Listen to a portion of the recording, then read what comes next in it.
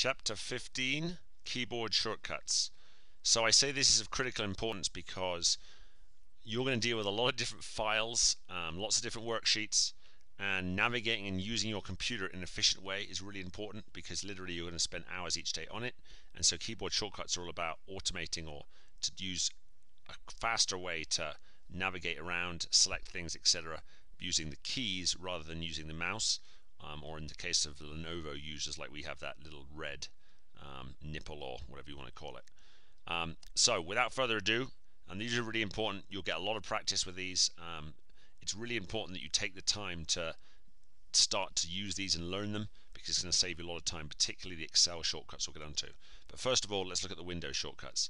So these are generic keys that are programmed into Windows operating system. They're going to work on any PC laptop, and the first one is Windows key plus D, which will take you to the desktop. So first of all, what the heck is the Windows key?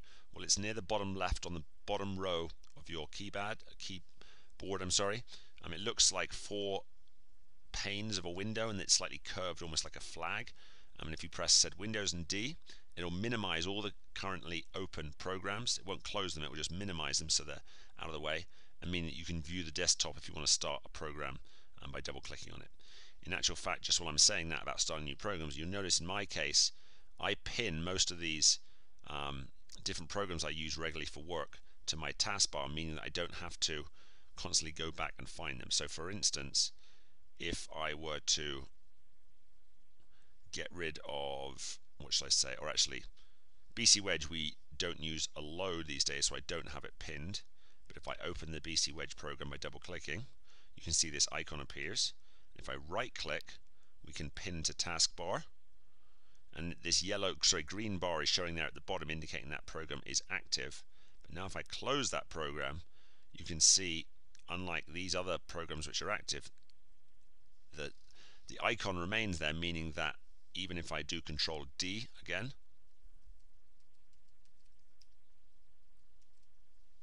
sorry, Control D is not working for me right now.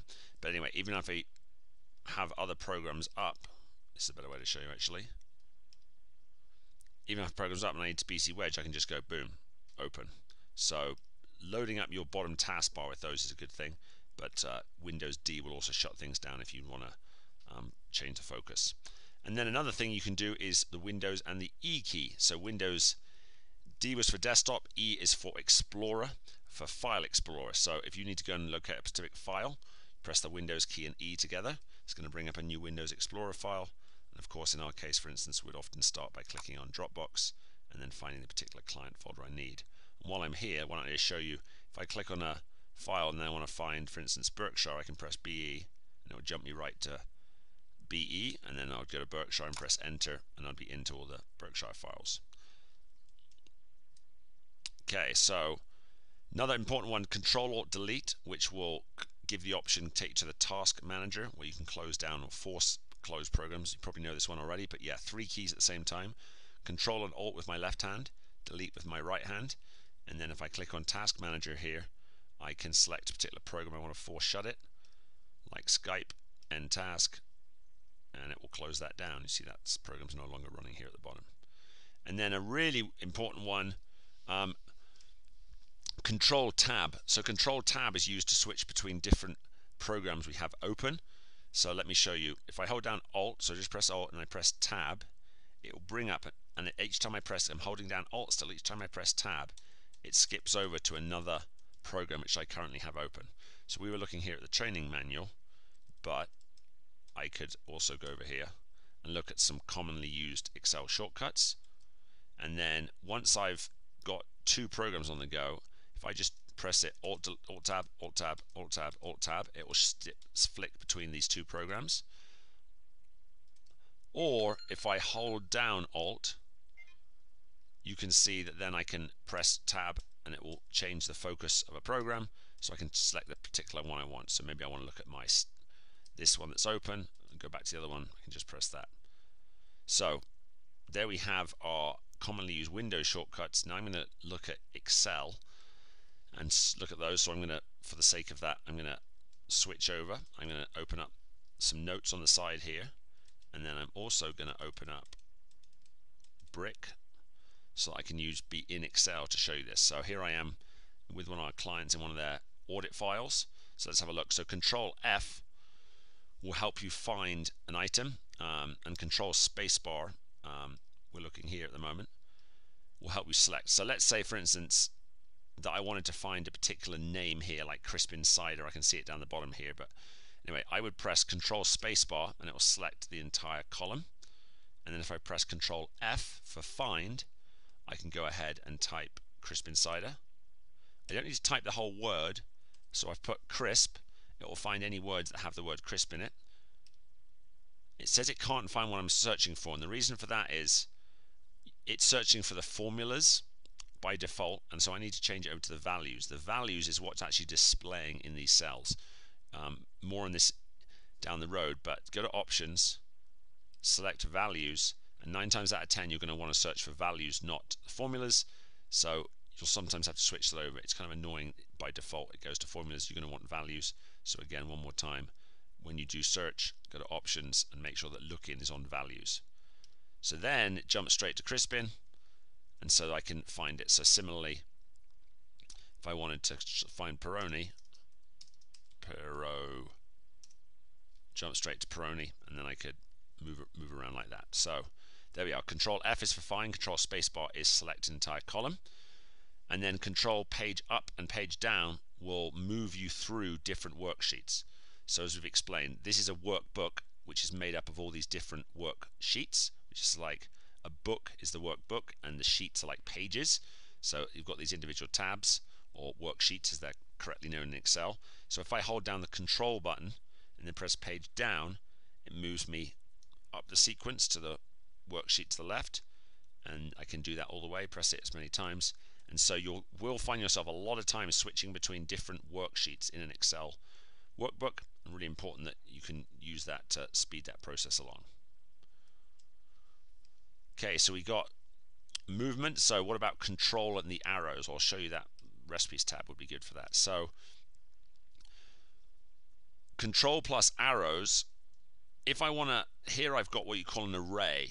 An array is just a collection of cells. So for instance, this column here, this set of cells that goes all the way from cell B3, you see here, it gives me, I know it's 3 because it's lined up in this row.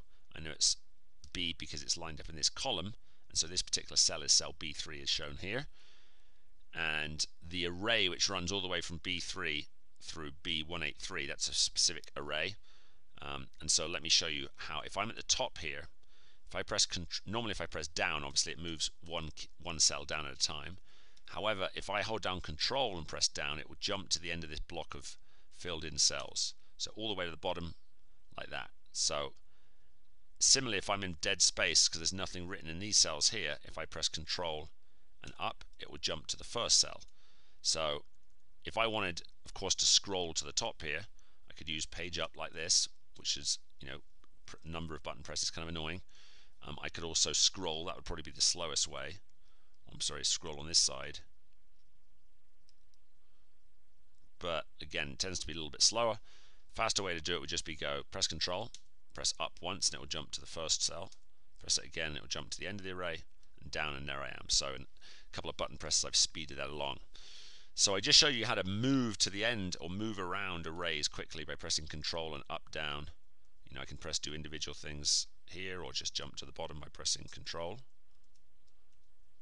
Play around with this, so move around the keys, and then hold down Control and press down and see how that changes things. And another thing is if you want to select multiple cells. So again, instead of Control, if I hold down Shift now, when I press down, rather than just moving the cell down, it selects the cells, and I can press right and it will select the cells to the right, or left and it will change those. But I'm constantly holding down Shift here and then just pressing the arrow keys, and you can see I can use it to select multiple cells. So Control jumps around, Shift plus the arrow keys moves. So in combination, if I press Control Shift at the same time and then down, it moves to the end of the block and it selects it. So I'll show you that one more time. Control on its own jumps to the end of the block from the same starting point. Shift press down selects. Use them in combination, Control and Shift together, press down, I've selected the whole thing, and then of course I could let go of Shift and press right. Sorry, let go of Control, so now I'm just pressing Shift. So there's all sorts of combinations of those. So Control Shift from the top here, press down and select the whole thing. Let off the Control button, and then I can select more cells. But that's really, really important. That's probably the most important one. Those Control Shift and Shift Control and the arrow keys together is probably the one you're going to use the most. Another one, if you've made changes to a workbook, you're going to use Control S will save. Again, that's actually not just Excel. That's, I guess, should be a Windows one. But another little thing to show you there is down at the bottom here, you'll see the progress. Because we're kind of pushing the limits of what Excel can do, it uses up a lot of memory. So when I save this workbook, rather than normally it will happen instantly, it's going to take a couple of seconds. So Control S for save to save the workbook, and down at the bottom here on the right, you'll see the progress count up from 0 to 100%. So Control S, you see there, I had a little progress bar. It actually happened pretty quick. Control S, do it one more time. But you see it's saving, and often it will tell you percentage. My computer's acting quite quick right now, which is nice. While I'm here, let me show you another quick trick, not a shortcut, but obviously at the moment this program is using up the entire screen. If I wanted to just on the right, I can hold down the left hand mouse button and then I can drag this program around. But if I want to put it into the half of the screen, I'm still holding down the left hand button, move it over and then release at the same time. But actually what I wanted to do is change these so they're not balanced as half, but I could take this from being halved. If I want it to be the full, drag it over here by holding down the left hand button, drag it at the top. If actually like, no, actually I wanted it onto the right, again hold down the left button when I've got the arrow centered over the bar, drag down, pull it to the right, and in this case actually I want to be able to see more of the Excel workbook, so I can hover. You see my arrow changes when I sit over here, and I can do this. We use this technique quite a lot when we're entering invoices, so it's important to know how to split your screen so you can look at two different programs at the same time. So another thing is if I want to undo something, I can do Control Z or Z. If I was see, I speak like a real American these days after 11 years working here. But so enter a number, press Control Z, it'll undo the last thing I've done. So to undo your last action, press Control Z. Alt Tab we went over already. That switches between two programs. Control C plus Control V is copy and paste. So if I need to copy the name of this button here, focus on that cell, Control C, move down to where I want to paste it to using the arrow keys, Control V is going to paste it. And of course, if I get clever here, I can do a combination. So using my Shift key and pressing down, I could select 4 cells at once, then do Control C, and then when I move down, perhaps actually show my cleverness, hold down Control and down, it's going to jump to the end of here, still holding down Control, jump to here, let go of Control, move down one more, Control V to paste, and I've pasted those 4 cells together. So that's an important one. In contrast to copying, obviously when you copy something, where you copied it from remains there. Sometimes you actually want to move it and cut things. You'll see now if I try and do this, Control X is the cut key, but it's not going to let me do that. Or it is going to let me do it, but you have to be careful doing that in our software. I just tell you now, as a general rule, copy things and then go and erase the original rather than cutting them. Let me show you what I'm talking about. If I do Control X here, it's cut it and move down here and paste it here.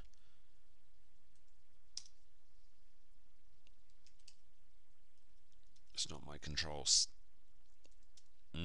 Control X to cut it and then paste.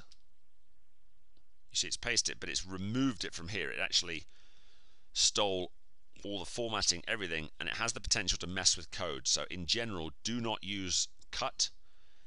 Do this instead. So I want to undo what I just did. So Control Z will undo that. So if I wanted to move that down rather than cut it, I would copy it, Control C, paste it here, Control V, and then go back up here and just press delete to get rid of it, which is a much safer way to move information around within the counting tool because it can mess with the code when you cut things. You'll probably have some problems with corrupting the software in the early days, and then very quickly you'll get to the point where you're not having those silly issues.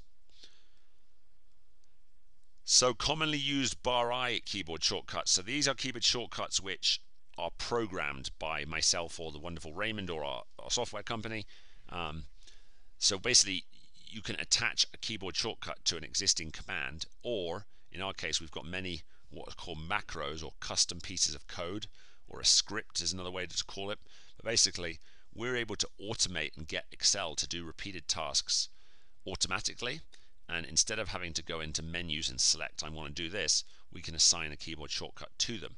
So obviously we don't assign things like Control S because it's already used. It's what I'd call a native shortcut because it's already built into Windows and Excel, but we can use the not popular keyboard combinations, or ones that we can override them, allowing us to perform other actions set that are specific to the software.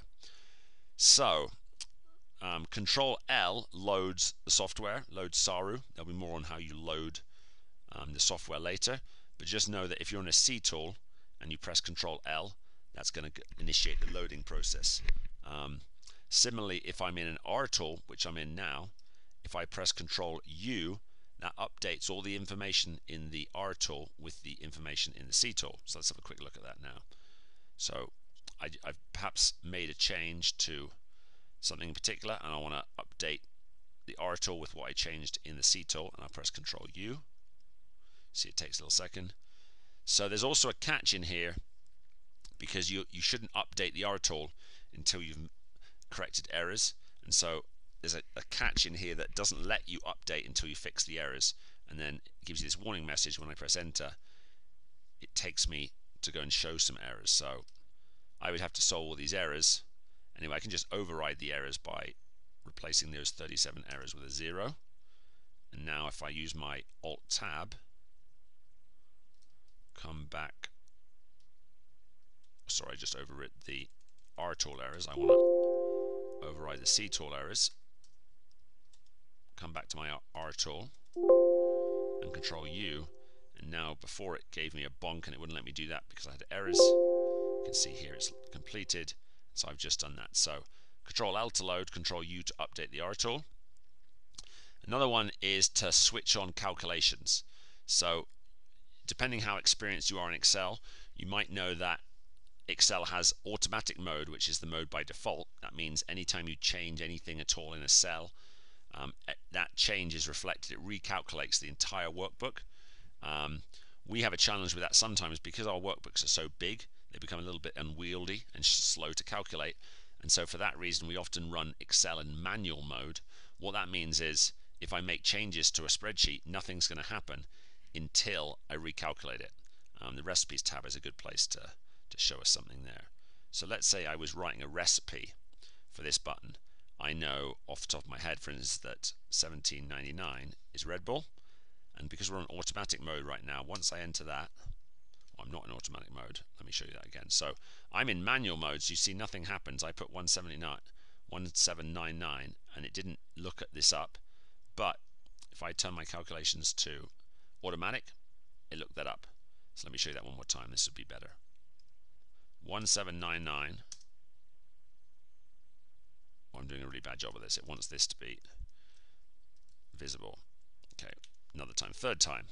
So if I enter 1799 here, when calculations are on automatic, because this cell here has got a bunch of code in here that's basically looking up this product ID so it can identify what the actual product name is, that happens automatically. One more time, 1799.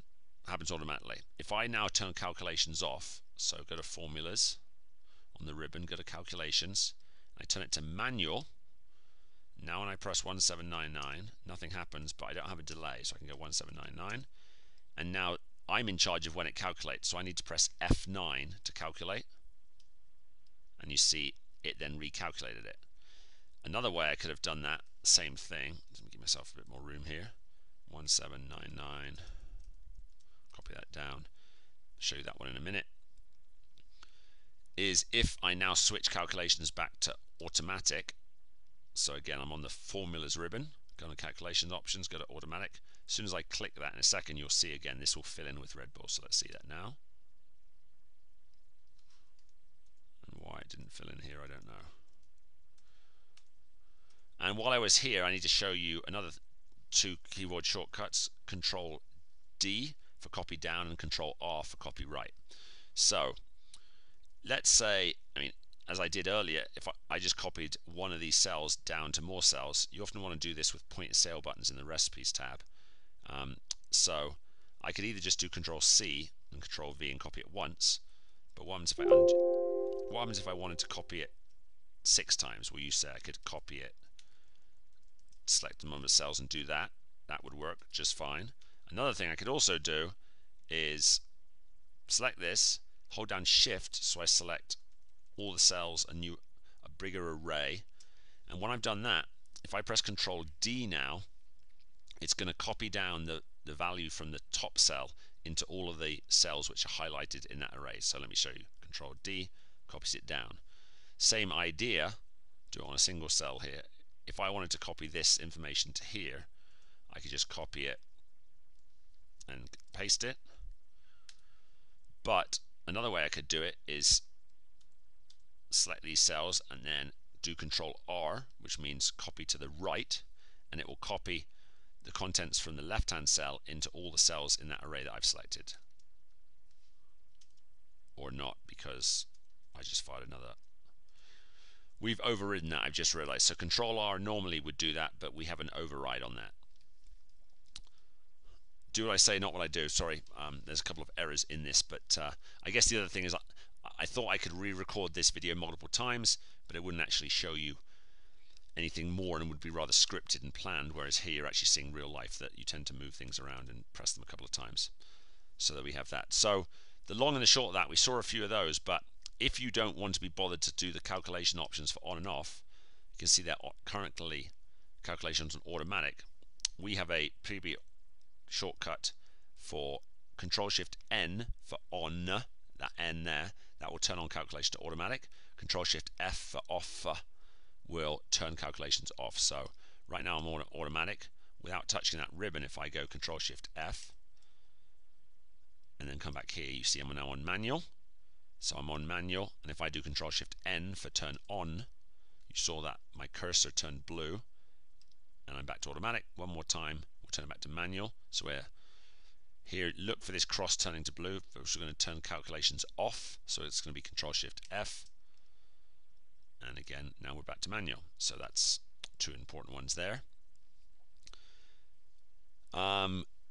Control P updates a price. This one is specific to the invoice tab.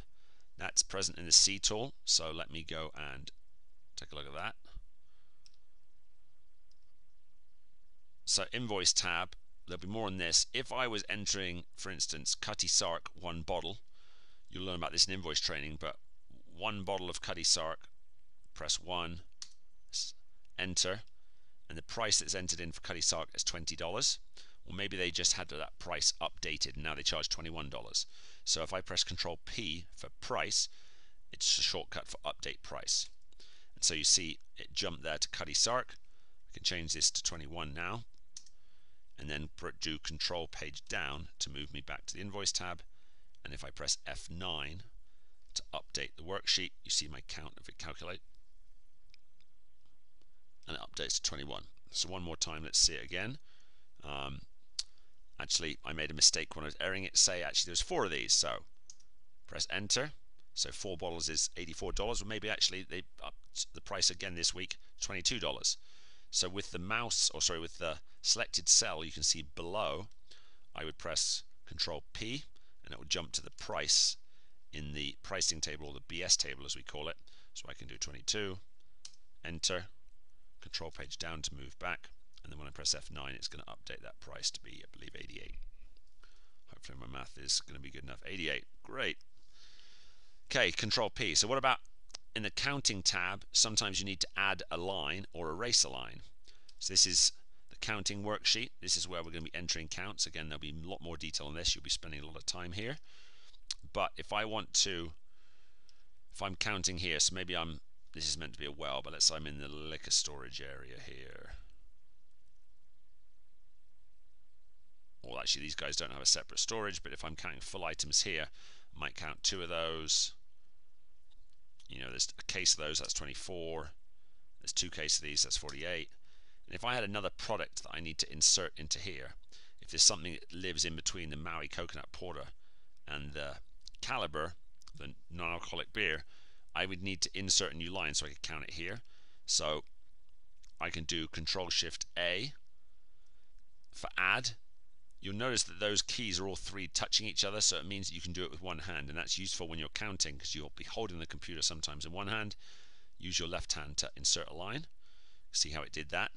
Similarly, if I want to erase that line, I do Control-E. So Control-Shift-A adds a line, Control-E erases a line, and Control-E erases a line once again. You can see as well that this got messed up. These lines here is all messed up because I haven't calculated this. If I press F9, you see it calculating down the bottom here. It's going to correct that. Or not in this case.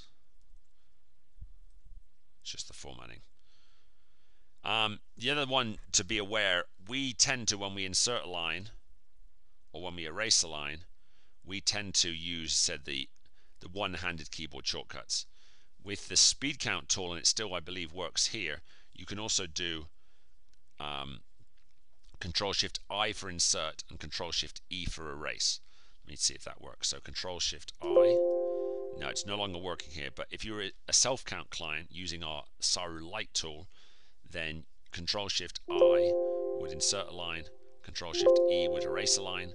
It is written into the instructions tab of the self-count tool. It has the exact same effect, but it said we use the one-handed version, so Control-Shift-A to insert and Control-E to erase a line. Symbols, I hope. Now another one you'll sometimes get is if we're adding products here, you see it nicely changes scrolling, but then if I miss a few products and start doing this, it becomes annoying and I can't see the items that are ahead of me here in the counting map. So for that reason, I'd want to scroll down a few rows, but again, we find it's handy to have keyboard shortcuts for things we're pressing a lot. So Control-Shift-Q right here moves the screen down 10 lines when you're counting. So Control-Shift-Q, I can do it again. You can see it frees up so I can see more of what's coming up in the counting map and less of what I just counted. Just to say it quickly, I ideally like to have like 2 lines above me like this showing so I can remind myself what I just counted, but have most of my attention be what's coming up. You know, if I wanted to actually have 3, I can change it by 1 or 2, but said most of all you want to have a few of the ones you've just weighed so you can check that you didn't mess up, but then be able to look forward what's coming up.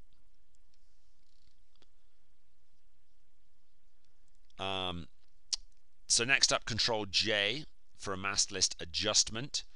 You notice I keep saying Control-Shift-N for on and some funny things. So the reason we don't do Control-A for adjustment is that has another purpose, which is Control-All. It selects everything. So there's that. Control-A is Control-A selects everything on the sheet. So if I did Control-A like I just did here, Control-A and then Control-Copy, it copies the entire contents of that worksheet. But if I'm on a master list, if I, for instance, wanted to change a product, let's say Jack Daniels, used my Control-F there. Let me just show you that one more time because I'm probably rushing. So I'm in the master list. I'm in the vessel column here, column F. So Control-Space will select the whole column. Control-F will allow me to find. Already got Jack Danfield in there, so press Enter. It jumps right to all of my Jack Daniels products. I can move up and down here. And let's say, for instance, and they do this occasionally, let's say Jack Daniels Sinatra 750. We don't, you see, have this barcode in here. So let's say I found a bottle of this. I realized that we didn't have the barcode in the database. I filled in the barcode like so. I'd use, of course, my wireless barcode scanner to just scan it. But then at the moment, if I do Control-S to save this, this information is saved in this workbook, but pending a master list process update, I need to actually copy that change. I need to make a record of that adjustment, and that happens there is it gets copied into your master list updates, and then at the end of the week Scott does it. So anytime you make an adjustment to an existing item in the master list, again this is covered in more detail of what's the difference between creating a new master list item and changing an existing mass list item or adding some more information, or for instance changing a tearaway.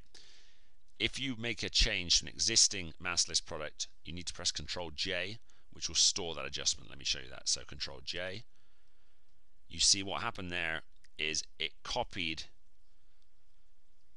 this line, it copied this information into my mass list updates so that it can be fed into the main borrow mass list at the end of the week.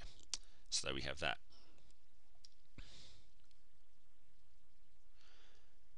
And then Control Q prints recipes by product. That's this one here. The recipes module is in the Orator, so I need to switch back to the Orator using Alt Tab there.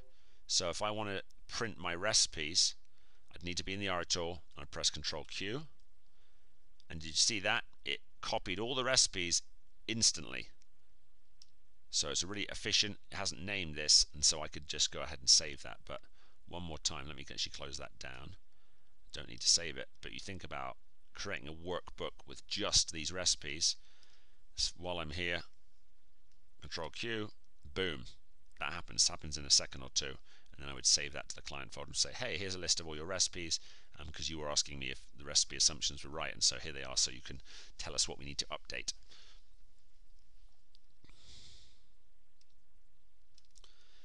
And then one more is kind of a throwback to when we used to use Excel with 2003 version.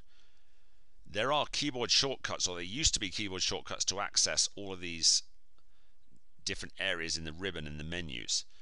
Because lots of nerds like us were used to using particular shortcuts, they kept those shortcuts active, but unfortunately it's not very obvious what they are. So some of us, people that have been using Excel for a bit, just use those old shortcuts, and this is the one occasion when it's probably worth learning this. So let me show you the difference between copying and pasting values. So by default, we've overridden the Control V to be paste values, because Control V means normally paste, but we've made it just paste values. And the reason for that is that most of the time we don't want to copy the format of things. But let me show you a few different things. So if I copy this cell here and then focus here, and I use on the home ribbon paste, it'll copy the entire thing. It's copying the value. The value here is 255. It's what's entered into the cell, and then of course the format is black writing, orange cell, and look, it even copied the black line on the left hand side of the cell from there. So if you want to do full regular paste, you just time the cell in question or the array in question, Control C to copy it, and use the button. There we go, copied all of that, values and format together. Control Z will undo that. If I want to paste values, Control C, and then I can just do Control V, because I said it's overridden, so it's a macro takes over. It doesn't do regular paste. If you want to do regular paste, I'd press the button, but if I want to paste values, I can do Control V, and you see the difference there. It pasted the value, the 2522, but not all the formatting. What I could do, this is still copied and it still remembers this, so if I move down here, if I do paste format, so I can do this on the ribbon like this, I can do paste formulas, number formatting,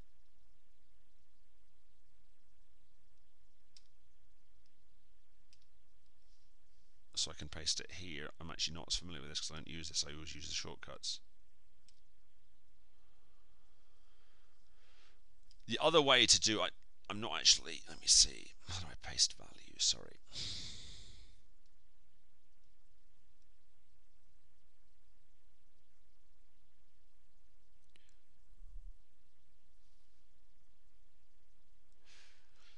Not seeing that. I'm expecting it just to paste. That's the whole paste. Oh, it's even showing me that. That's really clever. So look at this. I've copied this. Focus your eyes on this cell here, and when I click paste, it's going to give me a preview of what's going to happen. So that's regular paste that does everything. That's formulas, where it will just paste. In this case, formula is the same as values, because we didn't enter a formula, we just entered 2522. So the formula and the value in this case is the same, but if you had an actual formula, they would be different. formulas and number formatting, and then if I do keep source formatting, it will do all of that. But there's another shortcut way to do this. So if I do, it's Alt-ES, which means Alt-E is it used to take you to the edit menu, and S went to special values. So let me show you this. I press Alt, then E, then S, and it automatically brings up the paste special menu, and then I can use my arrows to select what I want. Or you can see here that if I wanted to do formulas, I'd press F, and it jumps there. If I want to do formats, where do you think I got that idea with the Control On and Control F? It's right there. But for formats, I'd press T, and if I want to do values, I'd press V. So let me escape to get out of here, and again I'll show you. So if I want to paste values, I could just do Control V, because that's overridden, or I could do Alt-ES, V, Enter. That would paste values. Now if I wanted to paste just the format without the numbers, I could do Alt-ES, T for format, and I would get just the formatting, see, without the number. And then if I did, of course I could, now that I've pasted just the value here, I could also just paste the format. So Alt, Edit, Special, Format, and it pasted that. One more time. So I've, just to explain what's happening, I've got the value here already pasted, so I just want to paste the formatting here. So I'm going to go Alt-ES, T, which stands for Alt, Edit, Special, Format. Hope you're keeping with me. You can watch this a couple of times, but I can assure you this is worth your time, because will save you a lot of time on the back end. So that concludes our very exciting keyboard shortcut primer. Don't expect you to remember it all, but you'll be reminded of this, and like I said, it's really going to save you time, so worth taking the time of doing this. It takes a bit of discipline to get away from using the mouse, because that's probably how you're used to navigating around, but it's really going to help you, so take the time to get this right. As always, thank you for watching.